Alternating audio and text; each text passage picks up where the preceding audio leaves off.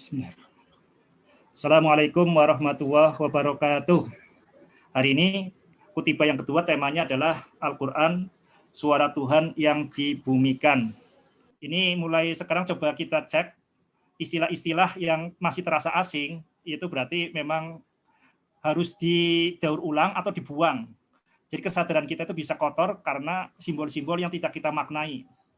Kita bisa dicek di pikiran kita ya, kalau istilah yang kemudian kok kelihatannya asing, masih keren, itu berarti sampah, perlu didaur ulang atau dibuang. Jadi ilmu itu ilmu itu sangat sederhana, karena ilmu kan di dalam diri kita, dan ilmu itu cahaya menerangi.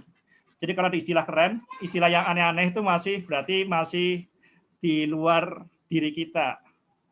Itu berarti bukan ilmu, tapi perlu kita daur ulang, kita cerna kembali atau kita buang. Oke, sekarang kita masuk ke tema hari ini. Kita masuk ke bagian kedua sebenarnya. Keutuhan simbol-simbol Tuhan. Tadi kita sudah sebutkan bahwa simbol-simbol itu ada dua jenis. Simbol yang ciptaan manusia, itu berupa huruf, angka, lukisan, dan sebagainya. Itu simbol-simbol sekunder. Ini kita akan jadi makhluk yang dangkal. Kalau yang kita maksud dengan literasi, itu literasi pada simbol-simbol ciptaan manusia. Kita menjadi pemulung sampah ya. Kalau yang kita maksud sebagai literasi itu literasi pada simbol-simbol ciptaan manusia. Itu adalah literasi sekunder. Literasi yang primer seharusnya adalah kemampuan kita membaca simbol-simbol langsung dari Allah Subhanahu wa Ta'ala. Ini simbol-simbol itu yang kalau kita dalam bahasa Al-Quran, itu istilahnya ayat-ayat. Ayat itu tanda atau simbol. Ingat ya, kita jangan terperangkap dengan istilah ya. Bisa ayat, bisa tanda, bisa simbol. Intinya itu di balik ini ada sesuatu. Di balik ayat, tanda, atau simbol itu ada makna. Jadi kita mengenali seseorang seringkali dengan simbol yang dipasang di bajunya, misalkan namanya Wardah Hafidh Azizah. Nah, kita padahal nggak kenal, tapi dengan maknanya itu, oh berarti bukan tulisannya ini yang Wardah Hafidh Hafidzah, tapi orangnya, ya kan? Nah, ini berarti simbolnya. Nah, sebagai seorang Muslim, seharusnya yang kita lihat itu sebenarnya untuk mengenali siapa? Mengenali Allah Subhanahu wa Ta'ala. Jadi kalau kita melihat jagat raya, tapi kita kemudian tidak mengenali Allah, berarti kita gagal memahami simbol, gagal memaknai simbol. Jadi simbol itu ada 3 jenis. Ini diungkapkan secara eksplisit dalam Al-Quran ya. Sanurihim ayatina fil afaqi. Yang pertama adalah yang di afaq ini. Wafi anfusihim, pada diri manusia. Hatta yatabayyana lahum annahul haq. Sesungguhnya Al-Quran itu yang benar. Kita ini bisa sebut Al-Quran, bisa juga Nabi Muhammad. Karena Nabi Muhammad adalah Al-Quran yang berjalan. Jadi simbol itu ada 3 jenis. Simbol yang langsung dari Allah, simbol primer. Literasi yang sesungguhnya itu literasi terhadap ayat-ayat Allah. Ini perlu digarisbawahi ya, dan di stabilo serta di laminating bahwa literasi sejati adalah literasi kemampuan kita membaca ayat-ayat Allah, yaitu sanurihim ayatina fil afaqi wa fi anfusihim hatta yatabayyana lahum annahul haq. Jadi ada 3 ini. Kita sebut nanti yang suara Tuhan itu sebagai simbol yang pertama, karena mengapa? Karena kita dari dalam keluar. Kemudian diri simbol kedua, kemudian jagat raya itu simbol yang ketiga. Ini sebenarnya satu kesatuan. Ini satu kesatuan yang paling dalam adalah suara Tuhan, kemudian lebih di tengah ada diri kita, kemudian jagat raya. Ingat, berarti suara Tuhan itu bukan kita soroti, bukan kita amati, tapi suara Tuhan seharusnya yang menyoroti diri kita. Karena dari dalam keluar. Oke ya, ini yang dasar dari titik ba itu adalah literasi pada ayat-ayat Allah. Nah, sekarang yang akan kita bahas di pertemuan kali ini, kita membahas ayat yang pertama. Sebelumnya Kita mulai, belum baca basmalah kita dari tadi ya, belum mulai baca basmalah, kita lupa ya. Kita baca basmalah dulu, bismillahi awalahu wa akhirahu. Di rumah silakan baca basmalah dulu, kita terlalu bersemangat. Bismillahirrahmanirrahim.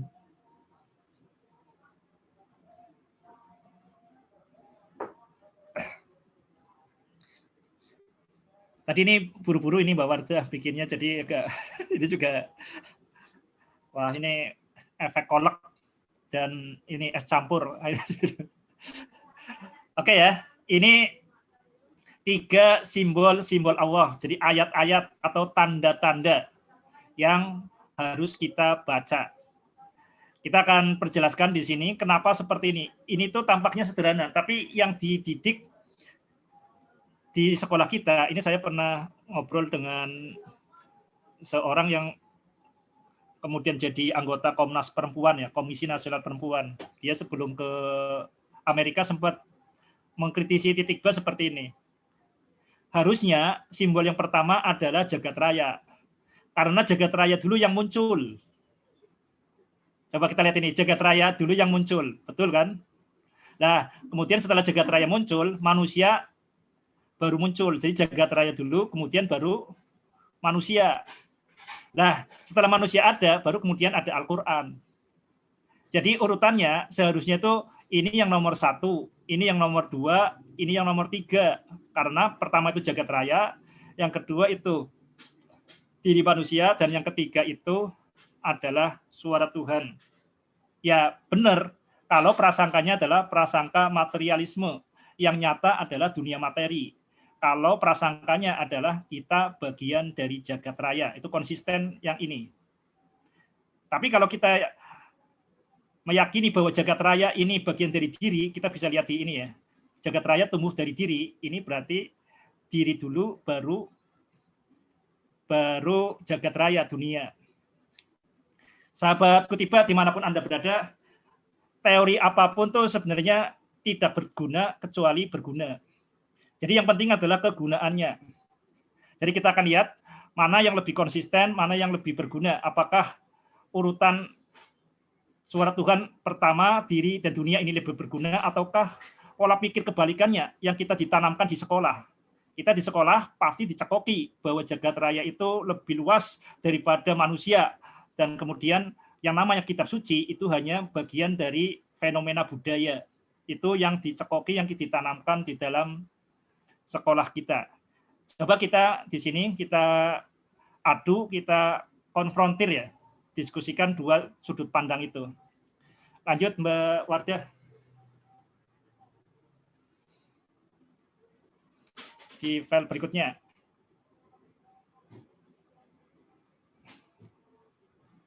Oke.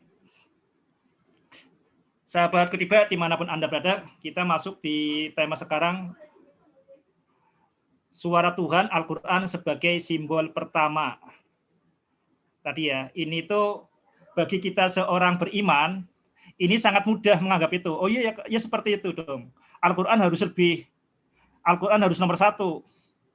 Nah, tapi seringkali kita menganggap bahwa Al-Quran itu memang sumber kebenaran, itu benar, tapi seringkali nggak relevan.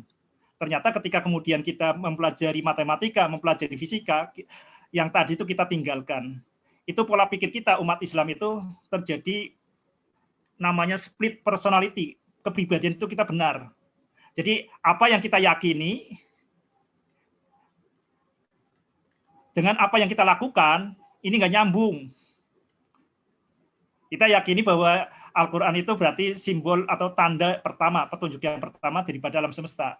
Tapi faktanya kita beda. Nah ini yang menjadikan kita itu split di sini. Antara yang kita yakini berbeda dengan yang kita lakukan.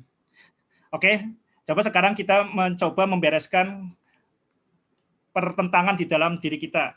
Al-Quran, suara Tuhan yang dibumikan. Coba kita lihat salah satu hal pertama berkaitan dengan bahasa. Coba kita lihat di sini. Ini di surat Ibrahim ya. Ayat 4 bisa dicek di Al-Quran. Kami tidak mengutus seorang rasul pun melainkan dengan bahasa kaumnya. bilisani qaumihi, supaya ia dapat memberi penjelasan dengan terang benderang. Ini salah satu pertanyaan yang sering muncul.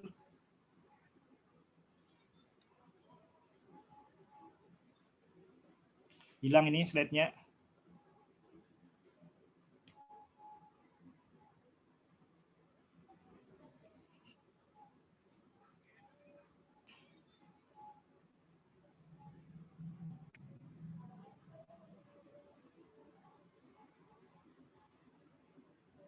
Oke. Dengan bahasa kaumnya. Ini bagi kita yang membaca Al-Qur'annya sambil lalu, ya kita nggak akan menemukan ini sebenarnya ini pernyataan yang luar biasa. Ini pertanyaan pertama yang sering muncul. Al-Qur'an berbahasa Arab. Berarti apakah Allah berbahasa Arab? Nah, ini yang kemudian menjadikan pikiran kita tuh aneh. Jadi kita tahu ya, kalau yang namanya Al-Qur'an itu berarti pesan dari Allah kepada manusia. Jadi kalau pesan itu ada sumber pesan. Jadi ada sumbernya, sumber pesan atau pemancar pesan, kemudian penerima pesan. Jadi ada Allah Subhanahu wa taala, ada manusia. Berkomunikasi. Kita lihat ini ya. Kalau berkomunikasi ini jangan dihapus dulu. Kalau berkomunikasi itu selalu bahasa penerimanya. Kita lihat misalnya. Ini Allah dengan manusia. Jadi bahasa Arab itu bukan bahasanya Allah itu, tapi bahasa manusia, bahasa penerima. Sama kalau misalkan bayangkan kalau misalnya Mbak Wardah ngomong ke anak TK. Itu digunakan bukan pakai bahasanya Mbak Wardah, tapi yang kepikir itu bahasanya supaya dipahami anak TK itu bagaimana. Sama ketika seorang programmer mau membuat program komputer. Programmernya misalkan orang Sunda. Apakah menulisnya pakai bahasa Sunda? Ya enggak, karena itu tidak bisa dipahami komputer. Apakah pakai bahasa Bugis? Makassar Bugis ya? Enggak pakai bahasa Bugis, karena bahasa Bugis tidak bisa dipahami mesin. Kalau kita menulis program komputer, ya pakai bahasanya bahasa penerima, yaitu komputer itu mesin. Jadi bahasa Arab itu adalah bahasa si penerima. Supaya bisa dipahami si penerima. Ini hal yang sangat dasar yang untuk menjawab kenapa kok Quran bahasa Arab, ya karena yang penerima pesannya adalah Nabi Muhammad adalah orang Arab, dan Nabi Muhammad kemudian menyampaikan pada kaumnya itu juga dalam bahasa Arab. Itu yang pertama. Lah, apakah bahasa Allah itu hanya bahasa Arab? Kita bisa dibaca misalkan di surat An-Nahl. Surat An-Nahl. Artinya apa ini? Lebah ya. Ini surat ke berapa? Mbak Wardah? An-Nahl itu surat ke berapa? 14. An-Nahl surat ke 14 surat Ibrahim. Ini surat Ibrahim 14. An-Nahl surat ke-16. Nah, di situ disebutkan wa auhayna dan wa auha ya. Wa auha rabbuka ilan nahli. Wa auha rabbuka wa auha rabbuka ilan nahli, dan Tuhanmu mewahyukan kepada lebah. Lebah itu mendapat wahyu dari Allah. Untuk apa? Untuk membuat sarang. Membuat sarang di gunung, di pohon-pohon. Sarangnya bentuknya sangat bagus. Segi 6. Ini sarang lebah. Jadi lebah itu mengikuti wahyu atau firman Allah. Kira-kira pakai bahasa Arab enggak? Lah, firman Allah kepada lebah itu bentuknya seperti apa? Sahabat Kutiba dimanapun Anda berada, jadi yang perlu kita tekankan bahwa yang namanya instruksi atau informasi dari Allah kepada manusia ya supaya dipahami oleh manusia. Instruksi atau firman Allah kepada lebah ya supaya dipahami, supaya dilakukan oleh lebah. Bahkan seringkali itu tidak kita sadari bahasa Arab, kalau di bahasa kaumnya, bahasa Arab itu menggunakan berapa huruf? 28 ya, huruf hijaiyah ya. Ini 28 huruf hijaiyah. Itu kalau bahasanya berapa bahasa Al-Quran. Tapi bahasa Allah itu juga kun fayakunnya, itu bahasanya juga ada di dalam diri kita. Di dalam diri kita itu bahasa DNA, itu cuma cukup 4 huruf. A, T, C, G, ini istilah kimia ya sebenarnya. Mau pakai yang lain juga bebas. Tapi ini istilah, ini huruf 3 huruf ini. Enggak, bukan harus huruf A ya, tapi ini istilah kimia. Jadi ada 4 simbol yang beda. Itu bahasa yang disampaikan Allah kepada lebah, itu boleh jadi itu tertanamnya di dalam DNA-nya lebah. Dan itu lebih kuat daripada yang disadari lebah. Itu lebah itu membuat sarang tidak mikir, hanya ngikuti instruksi dari Allah. Wa auha rabbuka ilan nahli, dan Tuhanmu mewahyukan. Nah, makanya di sini kok di sini kita bisa dibaca di surat Al-Ankabut.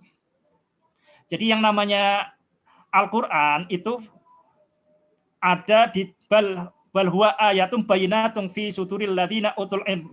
Jadi yang namanya Al-Qur'an itu ada di dalam diri manusia. Bal huwa ayatum bayyinatun adalah tanda yang ada di dalam diri manusia. Jadi kebutuhan mendasar tentang Allah Subhanahu wa taala, kebutuhan mendasar tentang berbuat baik itu ada di dalam diri manusia. Jadi di suara Tuhan di dalam diri kita ada yang mungkin bentuknya DNA. Ada yang bentuknya fitrah atau istilahnya apa, tapi ada sesuatu yang lebih dalam daripada diri kita. Ada sesuatu yang lebih kuat daripada diri kita. Makanya ini kita sebut sebagai subjek. Diri kita sebagai subjek. Kalau benda itu sebagai objek, ada yang lebih kuat dari diri kita. Ini yang namanya suprasubjek. Ayat-ayat Allah yang ada di dalam diri kita. Sahabat titik ba dimanapun Anda berada, tapi enggak untuk hal-hal yang sangat dalam, ini untuk mengungkapkan kejenihan suara Tuhan untuk ke sini, ini bukan sesuatu yang mudah. Kita perlu simbol dari luar, agar yang ada di dalam diri kita itu muncul ke permukaan. Supaya muwafaqat sorihil ma'kul li sohihil mangkul. Ini dikatakan oleh Imam Ghazali, yang namanya kebenaran itu muwafaqat, kesepakatan sorihil ma'kul dan sohihil mangkul. Kita nggak mungkin bisa memahami, menjangkau yang tidak kita jangkau. Yang tidak kita jangkau itu perkara hal-hal yang misalkan malaikat, surga neraka. Itu kita bisa paham kalau ada utusan Allah. Bagaimana cara kita menyembah Allah? Kita tahu bahwa kebutuhan manusia itu adalah bertuhan. Manusia nggak mungkin ateis. Tapi bagaimana cara menyembah Allah? Nah, kita harus tahu bimbingan dari utusan Allah di sini. Jadi simbol-simbol yang dimaksud dengan firman suara Tuhan yang dibumikan di sini, kalamullah itu bukan hanya yang berupa huruf hijaiyah, tapi juga suara kebenaran yang ada di dalam diri kita. Contohnya, kenapa kita bisa tahu satu sama dengan satu? Coba Mbak Wardah tahu nggak satu itu sama dengan satu? 2 sama dengan 2. Nah, hal ini karena kita sudah ada di dalam diri kita. Jadi keyakinan tauhid ya, nanti kita akan jelasin itu. Ini hal-hal yang fitrah itu sudah di dalam diri kita. Makanya tugas seorang orang tua itu bagaimana supaya muncul misi unik yang dititipkan Allah kepada bayi itu bisa muncul. Itu kita butuh orang tua, butuh guru. Dan untuk hal yang paling mendalam, yang paling tinggi, kita butuh seorang rasul, utusan Allah, yang supaya misi unik kita sebagai khalifatullah fil ard, sebagai hamba Allah itu bisa dijalankan. Itu yang salah satu alasan kenapa Al-Quran itu pada simbol nomor 1. Ini simbol nomor 1, ini simbol nomor 2, ini simbol nomor 3. Oke, dilanjut Mbak Wardah.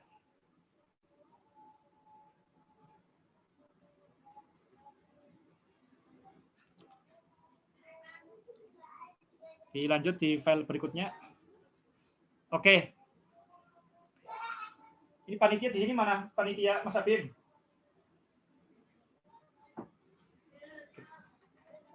Nih kita break sebentar. Minum dulu. Nih, ya. Kopi hangat. Ya. Silakan di rumah juga minum dulu ini kalau habis puasa. Ini perasaan haus terus. Silakan teman-teman minum ya, dulu. Ya, teman-teman juga ini ya silakan ya di minum. Sahabat Kutiba dimanapun Anda berada.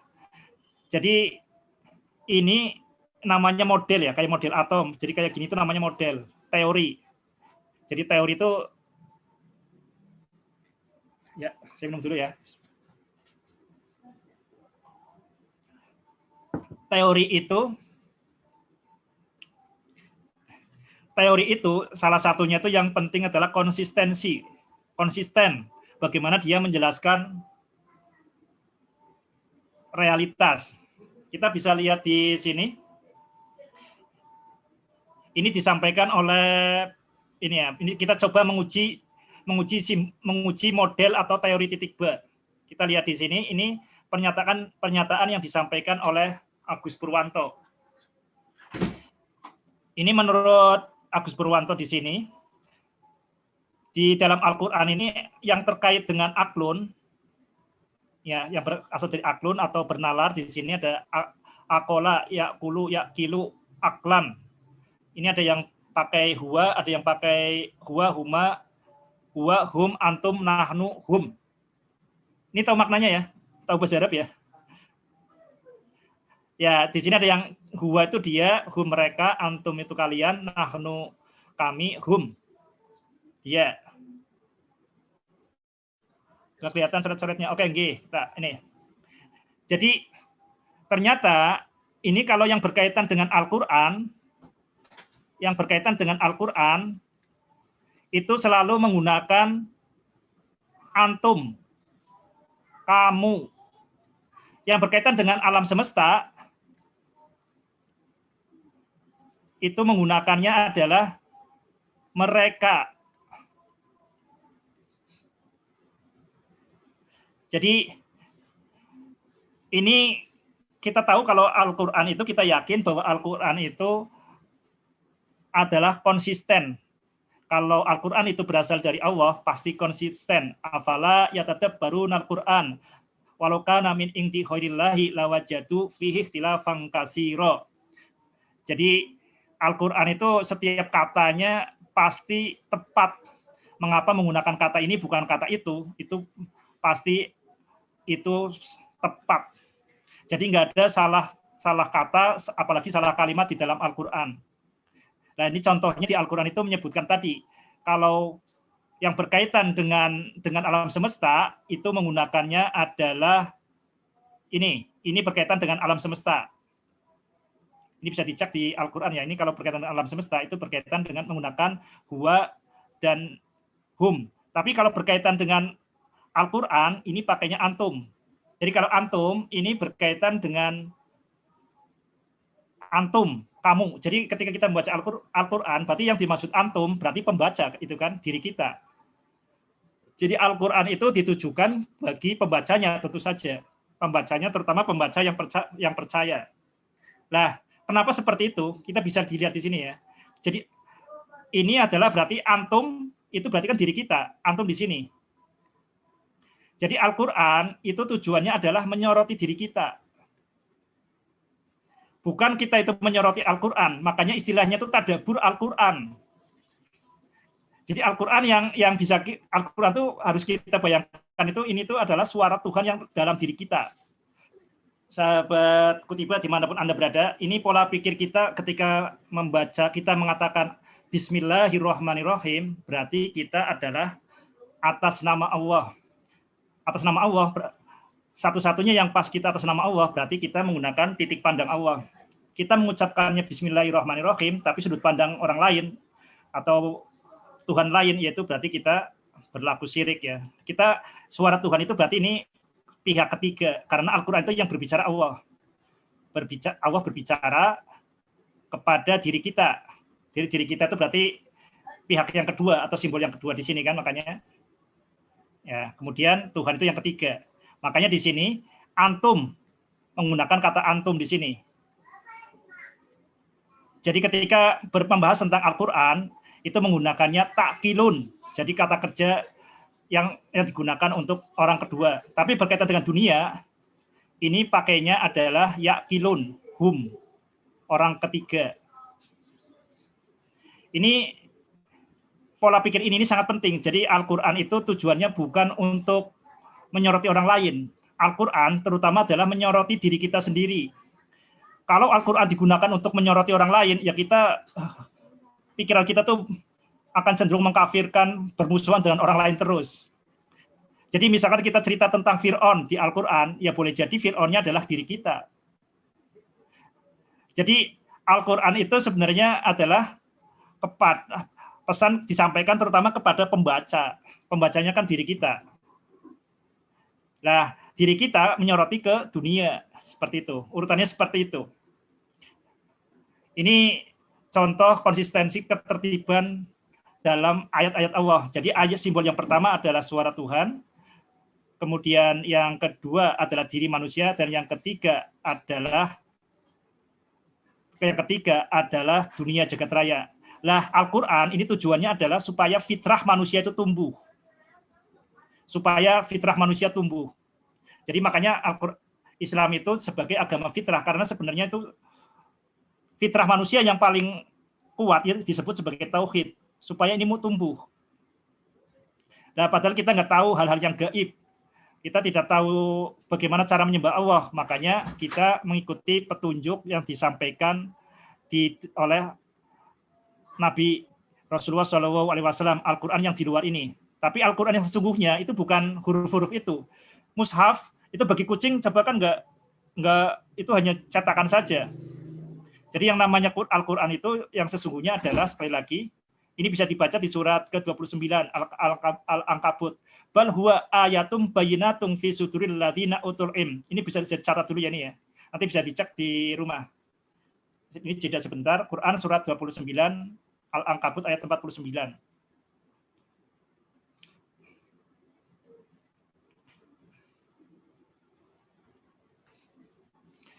Sahabat Titikba dimanapun Anda berada, jadi ada yang lebih dekat daripada diri kita, yaitu Allah Subhanahu wa Ta'ala. Jadi kita tahu sendiri ada yang lebih tahu daripada diri kita, yaitu DNA kita. DNA kita yang tertanam di dalam tubuh kita itu lebih tahu diri kita daripada kita. Kenapa kita misalkan merasa haus, merasa kenyang? Nah, siapa yang ngajari? Berarti kita ada sesuatu yang ada program di dalam diri kita. Kita anggap di sini itu berarti sudah ada operating sistemnya di dalam diri kita. Jadi yang kita sadari itu seringkali hal-hal yang dangkal, hal-hal yang terdalam itu justru seringkali tidak kita sadari. Oke, kita lanjut di slide berikutnya. Sahabat Kutiba dimanapun Anda berada, membaca tadabbur Al-Quran. Dan di Al-Quran itu istilahnya bukan tafakur, tapi tadabbur. Di Al-Quran itu bukan tafakur, tapi tadabbur. Kenapa? Tadi urutannya seperti ini ya. Kalau tafakur itu dari diri ke alam semesta. Itu namanya tafakur. Kita mentafakuri peristiwa alam semesta, itu namanya tafakur. Tapi di Al-Quran itu namanya tadabbur. Jadi kita mentadaburi Al-Quran itu berarti kita itu bagaimana menerapkan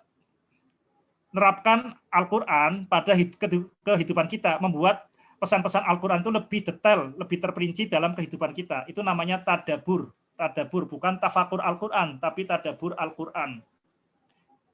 Jadi bagaimana Al-Quran itu menyoroti diri kita, itu yang namanya tadabbur. Lah, bagaimana prinsip tadabbur? Prinsip tadabbur itu dijelaskan di surat Al-Baqarah. Alif lam mim, alif lam mim. Dzalikal kitabu la raib fihi hudal lil muttaqin. Jadi prinsip pertama kita membaca Al-Qur'an, mentadabburi Al-Qur'an, yang pertama adalah Al-Qur'an selalu benar. Itu prinsip yang pertama. Ini harus ditanamkan sejak awal bahwa Al-Quran itu tidak mungkin ada keraguan. Al-Quran itu la raiba fih, tidak ada keraguan di dalamnya, tidak ada mungkin kontradiksi di dalamnya. Itu prinsip pertama. Yang kedua, prinsip tadabbur di Al-Quran, kalau kita menemukan ada kontradiksi di Al-Quran, maka kita selalu kembali ke prinsip pertama, yaitu tidak ada kontradiksi di dalam Al-Quran. Ini hal yang sangat penting ya, makanya sangat tepat sekali ini setelah Al-Fatihah itu langsung di Al-Quran dikatakan dzalikal kitabu la raiba fih. Ini prinsip dasar untuk mentadabburi Al-Quran. Al-Quran itu tidak ada prinsip pertama, Al-Quran tidak ada keraguan, tidak ada kontradiksi di dalamnya. Itu prinsip pertama. Yang kedua, kalau kita menjumpai Al-Quran itu sepertinya ada kontradiksi, kita harus ingat prinsip yang pertama. Itu prinsip tadabbur Al-Quran. Sama kalau bagaimana kita membaca diri kita. Misalkan prinsip matematika itu seperti itu. Matematika itu kenapa bisa selalu benar? Prinsip pertama matematika itu matematika selalu benar. Yang kedua, kalau kemudian ada sesuatu yang tidak benar di matematika, kita harus ingat yang pertama. Misalkan ketika dibagi dengan 0 kok jadi kacau, ya kemudian kita membuat aturan. Pembagian dengan 0 tidak diperbolehkan. Jadi supaya matematika selalu benar. Jadi prinsipnya seperti itu, karena ayat-ayat Allah, baik yang ada di dalam Al-Quran maupun di dalam diri kita, yaitu prinsip tauhid, ya, nalar yang paling jernih, itu tidak mungkin salah. Jadi matematika itu kan berusaha mengungkapkan kejenihan nalar kita, itu nggak mungkin salah. Kalau matematika salah, maka kita harus kembali ke prinsip pertama. Dengan cara seperti itu, matematika terjaga dengan kesalahannya. Persis dengan cara seperti itu pula kita tadabbur Al-Quran. Mari kita perjelas dengan contoh. Makanya ketika di dalam membaca Al-Quran, kita harus selalu gunakan hati terbersihmu dan nalar terbaikmu untuk membacanya berarti mentadabburi Al-Quran. Kita ambil contoh, ini satu ayat yang membuat saya berpikir berhari-hari. Ini berkaitan dengan kisah Nabi Khidir dan kisah Nabi Musa. Ammas safinatu fakanat limasakina ya'maluna fil bahri fa'aradtu an a'ibaha wa kana wara'ahum maliku ya'khudhu kulla safinatin husba.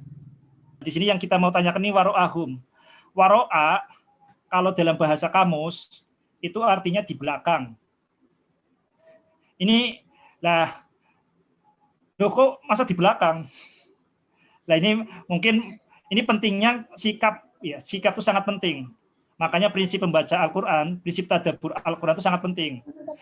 Karena ketika ada semacam kontradiksi seperti ini justru memaksa kita untuk berpikir lebih dalam. Tapi kalau kemudian kita menganggap, oh Al-Quran itu buatan Muhammad, buatan manusia, kita akan, wow, ini salah tulis, wah ini mungkin kekeliruan. Nah, itu kita berpikir seperti itu. Atau yang sikap kita, karena kita merasa Al-Quran itu harus benar, ya kita pura-pura nggak tahu. Udahlah, pura-pura nggak tahu ini. Lupakan saja. Jadi ada tiga sikap yang bisa kita lihat di sini. Yang pertama mungkin menganggap, oh berarti ini Al-Quran salah. Yang kedua, pura-pura nggak tahu ada kesalahan ini. Dan yang ketiga, yang sadar bahwa Al-Quran itu yakin la raiba fih, ini pasti membuat kita tersentak. Jadi pikiran kita itu akan cenderung berpikir biasa-biasa saja, bahkan tidak akan berpikir kalau situasi lancar-lancar saja. Jadi kalau jalannya mulus, lancar dari rumah ke kantor, ya kita nggak mikir, jalan saja. Tapi begitu misalkan ada jaglugan atau ada polisi tilang, kita baru mikir. Nah, di Al-Quran itu banyak sekali jaglugan seperti ini. Jadi yang menyentak kita. Nah, waro'ahum ini maksudnya apa? Ini makanya bahkan ada ulama yang mengatakan bahwa waro'ahum ini diterjemahkan sebagai amamahum, di depan mereka. Jadi penerjemahannya itu sebagai amama, di depan. Jadi di ilmu tafsir itu ada kaidah seperti ini. Yang pertama bahwa makna dasar adalah makna dasar. Yang pertama itu. Yang kedua, kalau makna dasarnya kurang tepat, kita ke makna, bukan makna dasar, makna konotasi. Jadi yang pertama, al-kalamu al-aslu fil kalami hakikoh.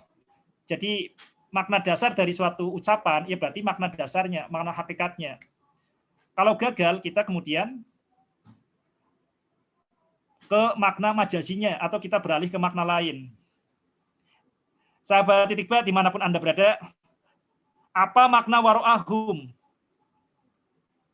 Makna waro'ahum di belakang menjadi polemik mufassir. Tidak sedikit yang memaknai waro'a dengan makna kebalikannya, yaitu amama, di depannya. Apalagi qiraat Ibnu Abbas juga menggunakan amama, bukan waro'a. Dunia berubah seiring kemajuan sains dan teknologi, semakin tampak jelas bahwa makna waro'a tidak perlu beralih ke makna konotatif. Jadi seperti ini, makna waro'a itu juga bisa berarti seperti ini. Kalau misalnya di dalam kantor itu kan ada ruangan-ruangan. Di depan kita itu ada ruangan kepala dinas. Itu bisa disebutkannya bukan pakai amama, tapi bisa juga waro'a, karena di balik dinding ada kepala dinas, walaupun itu di depan kita. Kepala dinas ruangannya di depan kita. Sebenarnya kepala dinas itu di depan saya, tapi karena terhalang oleh tembok, kita bisa mengatakan kepala dinas itu di balik tembok. Jadi kepala dinas itu waro'a tembok. Nah ini berkaitan dengan laut. Kenapa sampai orang-orang miskin itu tidak tahu ada perampok, ada raja yang nakal? Kita bisa lihat di sini. Ini hanya mungkin kalau bumi itu melengkung. Kita lihat di sini, ketinggian 4 meter, jarak 20 km. Ini seperti ini. Ketinggian 35 meter, jarak 20 meter. Ini kalau jarak lebih tinggi, ini kelihatan di sini. Ini kalau ketinggian kapal 4 meter, jarak 35, ini nggak kelihatan. Kenapa? Karena bumi melengkung, seperti ini. Karena bumi melengkung, kalau jarak 35 km, kita tidak akan mungkin melihat. Jadi kapal itu memang benar-benar waro'a. Jadi kita tidak perlu beralih ke makna yang kedua. Ini pentingnya prinsip dalam membaca Al-Quran, bahwa Al-Quran itu tidak mungkin ada kontradiksi. Kalau ada kontradiksi, kita harus kembali ke prinsip yang pertama. Sahabat Kutiba, dimanapun Anda berada, ini yang jadi polemik berlarut-larut ya, karena menganggap, pertama ada anggapan bahwa yang namanya kebenaran itu kalau yang menggunakan metode ilmiah. Ini ada pola pikir seperti itu, paham seperti ini yang kita sebut paham saintisme. Menganggap berarti yang kebenaran ya berarti yang diperoleh melalui metode ilmiah. Nah, ini agama itu kemudian semakin tersingkir kalau berhadapan dengan sains, karena yang disampaikan oleh agama itu seringkali hal-hal yang tidak ilmiah. Apalagi kalau di Al-Quran, itu ceritanya cerita misalkan Nabi Ibrahim dibakar, tidak apa-apa. Nabi Musa tongkatnya bisa jadi ular. Nah itu yang hal-hal seperti itu yang kemudian bagi sebagian orang itu, oh berarti Al-Quran itu tidak ilmiah. Karena tidak ilmiah itu akhirnya kita menerima Al-Quran itu setengah hati. Padahal kalau kita yakin Al-Quran itu la raiba fih, ini justru sangat tepat. Saya jelaskan seperti ini. Tadi simbol-simbol itu ada 3, yaitu afak, ini dari luar ke dalam ya, jagat raya, diri manusia, dan yang kedua adalah Al-Quran. Lah, berkaitan dengan jagat raya, ini hukum-hukum Allah seringkali, atau yang sering kita sebut sebagai hukum alam, ini di Al-Quran itu disebutnya sebagai takdirullah, takdir. Jadi contohnya di surat Yasin, Allah Subhanahu wa taala mengatakan, berfirman, wasyamsu tajri limustaqarril laha dzalika takdirul azizil alim. Dan matahari beredar pada garis edarnya, itulah takdirul azizil alim, ketentuan dari Allah al-aziz al-alim. Jadi berkaitan dengan simbol yang ketiga, itu istilahnya hukum Allah itu sebagai takdirullah. Lah berkaitan dengan simbol yang kedua, yaitu manusia, itu istilahnya adalah sunnatullah. Jadi sunnatullah itu sebenarnya lebih ke hukum historis ya. Hukum historis atau hukum yang berkaitan dengan diri manusia. Walang tajida li sunnatillahi tabdila. Jadi sunnatullah itu tidak akan berubah. Jadi ini kalau yang berkaitan dengan hukum-hukum historis. Kalau raja yang misalkan yang dolim, ya tidak akan bertahan lama. Itu berarti hukum-hukum historis. Itu namanya sunnatullah. Lah, kalau yang berkaitan dengan Al-Quran, Al-Quran itu berkaitan dengan yang namanya inayatullah. Inayatullah atau nasrullah, atau pengecualian. Sahabat titik ba dimanapun Anda berada, jadi sangat tepat yang ada di Al-Quran ya yang berkaitan yang tidak mungkin kita amati di jagat raya ini. Yang kita amati sehari-hari berkaitan dengan api panas. Kalau kita setiap hari mengamati api panas, kita tanpa sadar menganggap bahwa sifat panas itu adalah dari api itu sendiri. Sesuatu yang sangat kita alami berhari-hari itu seringkali justru membuat kita tumpul. Contohnya kalau ibu orang tua ngasih anaknya itu setiap hari makan, ngasih pakaian, itu gampang mudah dilupakan. Sementara kalau ada pacarnya itu cuma satu kali ngasih coklat, itu bisa terngiang-ngiang terus. Lah, hukum api itu setiap yang selalu panas. Dengan adanya mukjizat, itu kita akan kembali sadar bahwa api itu panas itu adalah karena kuasa Allah. Tapi dijelaskan di Al-Quran itu enggak semena-mena. Allah itu kemudian api sifatnya berubah-ubah itu enggak semena-mena. Di dalam Al-Quran, ini Allah membuat pengecualian. Misalkan api tidak membakar Nabi Ibrahim. Padahal api yang kita kenal, api kan seharusnya itu membakar. Nah di situ Allah itu di Al-Quran secara lugas, secara eksplisit, itu mengatakan kul ya narukuni bardan wasalaman ala Ibrahim, wahai api menjadi dinginlah, dinginnya jangan terlalu dingin tapi dingin yang menyelamatkan Nabi Ibrahim, dinginnya pas supaya menyelamatkan Nabi Ibrahim. Jadi ada pengecualian. Sahabat Kutiba dimanapun Anda berada, dengan adanya mukjizat seperti ini justru hukum alam pertama kita jadi teringat Allah. Bahwa api panas itu bukan karena sifat api itu panas, tapi itu adalah karena kuasa Allah. Jadi kita melihat fenomena alam itu berarti sebagai tanda-tanda dari Allah.